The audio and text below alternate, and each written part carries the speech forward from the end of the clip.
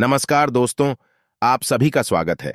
आपके अपने YouTube channel मानव जीवन में दोस्तों लाइफ में सभी आगे बढ़ना चाहते हैं और लाइफ में आगे बढ़ने के लिए हमें रोज ही कुछ नया सीखना चाहिए और आगे बढ़ना चाहिए। तो चलिए आज की प्रस्तुति शुरू करते हैं। श्री शिवाय नमस्तुभ्यम।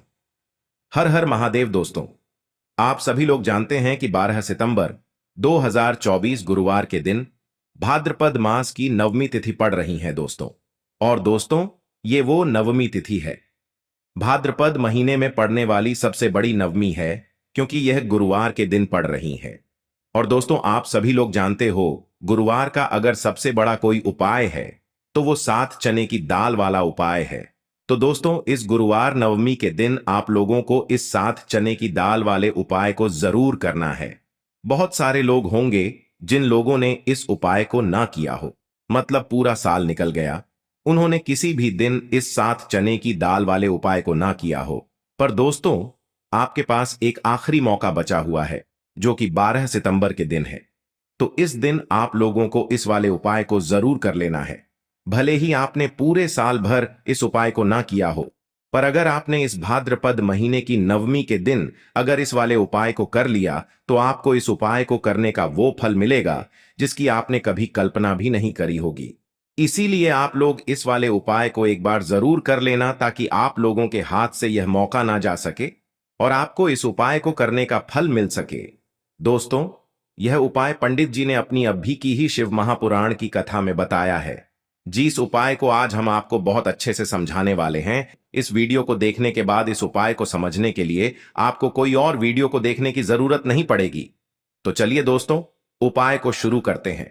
देखिए, ये इस भाद्रपद महीने के गुरुवार के दिन यह इतना खास होता है, इतना महत्वपूर्ण होता है। देखा गया है, कभी कभी बड़े बड़े पूजा पाठ अनुष्ठान से जो मनोकामना पूर्ण नहीं होते, वो भाद्रपद महीने के दिन एक छोटे से उपाय करने से ही आपकी मनोकामना पूर्ण हो जाती है। और बहुत सारे लोगों ने इस उपाय को किया भी है और उनको इस उपाय को करने का फल भी जरूर मिला है। अगर आप लोग भी इस उपाय को करना चाहते हैं, तो आप इस उपाय को पहले अच्छे से समझ लेना, सुन लेना, उसके बाद करना। आपको इस उपाय का फल जरूर मिलेगा। और इस उपाय को कर लेने से आपके घर में चाहे किसी भी प्रकार की दुख और समस्या क्यों ना चल रही हो, आपको उसका कारण भी नहीं पता है कि भाई यह समस्या किस कारण से चल रही है, उसका कुछ भी कारण हो सकता है, जैसे पितृदोष हो सकता है या किसी भी तरह का मंगल दोष भी हो सकता है। तो इस दिन आप लोगों को यह वाला उपाय कर लेना है। ये एक ऐसा उपाय है, जिस उपाय को अगर किसी विशेष दिन पर किया जाए, तो भाई उस विशेष दिन का जो है वह तो हमें मिलता ही मिलता है। पर हमने उस दिन पर इस 7 चने की दाल वाले उपाय को किया है, तो हमें उससे भी बड़ा फल मिलता है, और फल बहुत जल्दी मिलता है, क्योंकि आप इस उपाय को बहुत ही बड़े और विशेष दिन पर कर रहे हो। तो चलिए अब उपाय के बारे में बात करते हैं। लेकिन उससे पहले आप लोगों को यह जानना आवश्यक है कि आखिर यह उपाय किस समय करना है, किसको करना है और कैसे करना है। तो चलिए हम आगे आपको वीडियो में एक एक करके बता देते हैं। लेकिन उससे पहले अगर आप लोग हमारे चैनल पर नए हैं, तो हमारे चैनल को सब्सक्राइब कर लेना और इस वीडियो को लाइक करके कमेंट बॉक्स में श्री शिवाय नमस्तुभ्यम ओम नम शिवाय जरूर टाइप कर देना। तो दोस्तों, इस 7 चने की दाल वाले उपाय को हमें इस गुरुवार नवमी के दिन कैसे करना है, किसको करना है, किस समय करना है और कहां पर करना है, ये सारे सवालों के जवाब आपको इस वीडियो में मिल जाएंगे। और जो ये वीडियो देखेगा भाई, उसको 7 चने की दाल वाला उपाय जरूर करना चाहिए, क्योंकि इस दिन एक चने की दाल का भी बहुत ही बड़ा और विशेष महत्व होता है। और जब बात आ जाए 7 चने की दाल की, तो ये सोने पे सुहागा वाली बात हो जाती है और ये एक बहुत ही बड़ा उपाय हो जाता है इस गुरुवार नवमी का।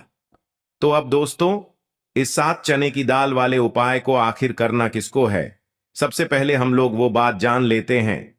तो देखो, घर की जो बड़ी माताएं बहनें होती हैं, उन माताओं बहनों में से कोई भी एक बड़ी माता बहन इस वाले उपाय को कर सकती है। और दोस्तों, अगर आप चाहे तो अपने घर में से सभी सदस्यों को भी इस उपाय को करवा सकते हैं। अगर किसी व्यक्ति की खुद की कोई मनोकामना है, खुद की कोई दुख और परेशानी है जो कि वह अपने लिए ही करना चाहता है, इस वाले उपाय को तो वह खुद अपने लिए भी कर सकता है। बाकी अगर कोई घर में से ऐसा है जो कि अपने पूरे घर परिवार की सुख और शांति के लिए यह वाला उपाय करना चाहता है, तो भाई वह भी कर सकता है, उसमें भी कोई दिक्कत वाली बात नहीं है। कहने का मतलब यह है कि इस उपाय को हर एक सदस्य भी कर सकता है और पूरे घर परिवार के सदस्य के लिए घर की बड़ी माताओं बहनों में से कोई एक माता बहन भी कर सकती है। माताएं बहनें अगर घर में उपस्थित ना हो या वह यह वाला उपाय न कर पा रही हो तो फिर घर का कोई बड़ा सदस्य भी इस 7 चने की दाल वाले उपाय को कर सकता है, चाहे फिर वह पुरुष ही क्यों ना हो, उसमें कोई भी दिक्कत वाली बात नहीं है। अब दोस्तों, इस चने की दाल वाले उपाय को हमें करना कहां पर है? देखो, हमें शिवलिंग के पास में जाकर करना है। बहुत सारे लोग प्रश्न करते हैं हर एक उपाय को करते समय, क्या हम इस उपाय को घर पर या मंदिर में कर सकते हैं? देखो, तो इस वाले उपाय को आप मंदिर में करोगे तो अच्छा रहेगा, घर पर नहीं करना है इस वाले उपाय को। उसके बाद में दोस्तों जो अगला प्रश्न निकल कर आता है वो यह आता है इस उपाय को लेकर कि आखिर इस उपाय को हमें किस समय करना है, सुबह के समय करना है कि शाम के समय करना है? तो देखो, इस वाले उपाय को आप लोग सुबह के समय भी कर सकते हो और शाम के समय प्रदोष काल में भी कर सकते हो। अब अगर आप पूछो कि भाई साहब सबसे उत्तम समय कौन सा रहेगा इस 7 चने की दाल वाले उपाय को करने का, तो हम आपसे बस यही कहेंगे कि इस उपाय को आप सुबह के समय करेंगे तो ज्यादा बेहतर होगा। बाकी अगर शाम के समय भी करेंगे तो भी अच्छा होगा, उसमें कोई भी दिक्कत वाली बात नहीं है। तो अब दोस्तों जो अगली सबसे बड़ी और महत्वपूर्ण बात आती है वो ये आती है कि सुबह अगर हम उपाय को करेंगे तो हमें कितने बजे से लेकर कितने बजे तक के बीच में करना है, और शाम के समय प्रदोष काल में करेंगे तो हमें कितने बजे से लेकर कितने बजे के बीच में करना है। तो देखो, सुबह जितनी जल्दी हो सके आप उपाय को करने की कोशिश करना। बाकी अगर किसी कारणवश लेट भी हो जाओ, थोड़ी देर भी हो जाए, तो 10 या 11 बजे तक भी आप उपाय कर लेना, पर 12 बजे से ज्यादा देरी ना हो। ठीक है, इस बात का ध्यान रखना। उसके बाद में दोस्तों अगर शाम के समय प्रदोष काल की बात करें, प्रदोष काल का जो समय है होता है वो शाम के 6 बजे से शुरू हो जाता है। मतलब शाम के 6 बजे से लेकर 7 बजे के बीच का जो समय होता है ये समय प्रदोष काल का समय होता है।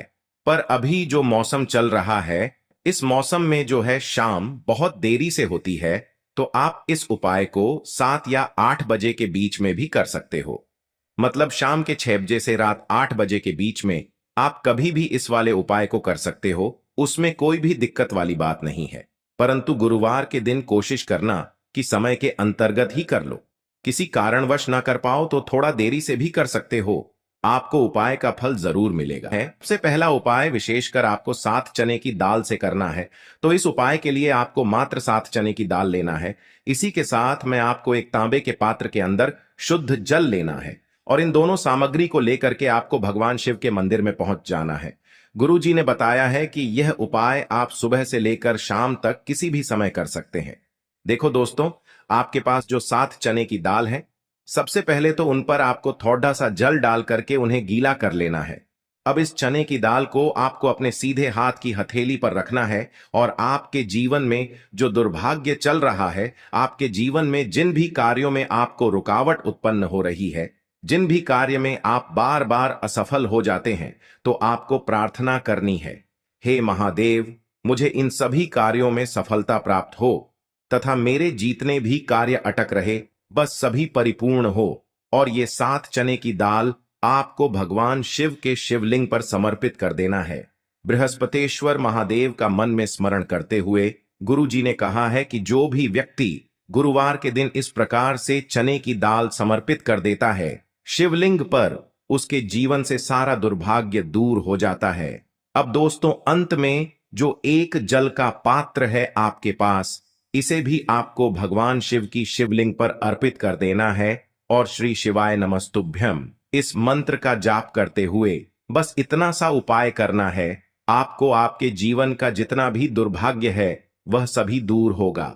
अब दोस्तों हम बात करते हैं दूसरे विशेष उपाय के बारे में। यह उपाय विशेषकर आपकी जो भी मनोकामनाएं हैं उन्हें परिपूर्ण करने वाला है। यदि आपको ऐसा लगता है कि आपने कई प्रकार के उपाय कर लिए हैं लेकिन महादेव अभी तक आपकी जो मनोकामना है उसे परिपूर्ण नहीं कर रहे हैं, तो आपको ये उपाय जरूर करना है। देखिए, इस उपाय को करने के लिए मात्र आपको एक गुड़ का टुकड़ा लेना है। इसी के साथ मैं आपको एक तांबे के पात्र के अंदर शुद्ध जल लेना है। देखिए, गुरुवार के दिन यदि हम गुड़ वाले जल से उपाय करते हैं तो बहुत ही चमत्कारी माना जाता है, और इससे जो हमारा बृहस्पति ग्रह है वह भी मजबूत होता है। बृहस्पति ग्रह यदि हमारा मजबूत होता है तो हमें कभी भी जीवन में धन संपदा की कमी नहीं होती है। हमारे जीवन में जो दुर्भाग्य होता है वह भी सौभाग्य में बदल जाता है। तो देखिए दोस्तों, इस उपाय के लिए आपको एक गुड़ का टुकड़ा लेना है, एक तांबे के पात्र के अंदर शुद्ध जल लेना है, और इन दोनों सामग्री को लेकर के आपको भगवान शिव के मंदिर में पहुंच जाना है। अब दोस्तों, इसे गुड़ के टुकड़े को आपको उससे जल के पात्र के अंदर डाल देना है और गुड़ से युक्त जल आपको तैयार कर लेना है। आप इस जल को आपको भगवान शिव की शिवलिंग पर अर्पित कर देना है। श्री शिवाय नमस्तुभ्यम इस मंत्र का जाप करते हुए और बृहस्पतेश्वर महादेव का मन में स्मरण करते हुए जो भी व्यक्ति गुरुवार के दिन इस प्रकार से यह गुड़ वाला जल समर्पित कर देता है शिवलिंग पर, उसके जीवन में कैसी भी कोई भी मनोकामना होगी वो हमारे महादेव परिपूर्ण कर देते हैं। तो आपको मनोकामना पूर्ति के लिए ये छोटा सा और सरल सा उपाय भी अवश्य ही करना है। अब दोस्तों, हम बात कर लेते हैं तीसरे विशेष उपाय के बारे में। देखिए दोस्तों, इस उपाय के लिए आपको मात्र एक तांबे के पात्र के अंदर शुद्ध जल लेना है। इसी के साथ में आपको 11 चावल यानी कि अक्षत के दाने लेना है। देखें, चावल के दानों को लेते समय आपको ध्यान रखना है कि ये कहीं से भी टूटे हुए या फिर खंडित नहीं होने चाहिए। इसी के साथ में आपको थोड़ा सा पीला चंदन भी लेना है। अब देखो दोस्तों, सबसे पहले तो इन सभी सामग्रियों को लेकर के आपको पहुंच जाना है भगवान शिव के मंदिर में। देखिए दोस्तों, सबसे पहले तो आपके पास जो चावल के दाने हैं उनमें आपको ये पीला चंदन थोड़ा सा डाल देना है, और उन चावल के दानों पर आपको थोड़ा सा जल डाल करके उन्हें गीला करना है, यानी कि उन चावल के दानों को आपको पीला कर लेना है। इसी प्रकार सबको इन चावल के दानों को तैयार करना है, यानी कि यह जो चावल के दाने हैं स्वर्ण के समान हो चुके हैं, और ये जो आपने चावल के दाने स्वर्ण के समान जो तैयार किए हैं इन्हें आपको भगवान शिव के शिवलिंग पर समर्पित कर देने हैं बृहस्पतेश्वर महादेव का मन से स्मरण करते हुए। देखो, गुरुजी ने बताया है कि जो भी व्यक्ति पीले चंदन से युक्त इन चावल को तैयार करके शिवलिंग पर गुरुवार के दिन इस प्रकार से समर्पित कर देता है उसके जीवन में जितना भी दुर्भाग्य है वह सभी दूर होने लगता है, और जीवन की जो दरिद्रता है उससे भी उसको मुक्ति मिलने लगती है। अब दोस्तों, अंत में जो आपके पास एक तांबे के पात्र के अंदर जल है इसे भी आपको भगवान शिव के शिवलिंग पर अर्पित कर देना है। श्री शिवाय नमस्तुभ्यम इस मंत्र का जाप करते हुए और बृहस्पतेश्वर महादेव का मन में स्मरण करते हुए देखिए, ये सभी उपाय छोटे छोटे हैं लेकिन इनका जो फायदे है वह बहुत ही अधिक मिलेंगे। आपके जितने भी कार्य हैं वह सभी सिद्ध होते चले जाएंगे। आपके जितने भी कार्य में आपको रुकावटें आ रही हैं बस सभी दूर होती जाएंगी।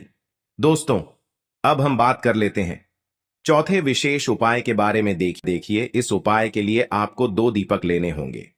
दोनों ही दीपक आप मिट्टी के भी ले सकते हैं, और दोनों ही दीपक आप शुद्ध आटा मढ़कर उनके भी तैयार कर सकते हैं। अब दोस्तों, दोनों ही दीपक के अंदर आपको शुद्ध घी का प्रयोग करना होगा, और एक दीपक के अंदर आपको गोल रुई की बाती का प्रयोग करना होगा, और एक दीपक के अंदर आपको लंबी बाती का प्रयोग करना होगा।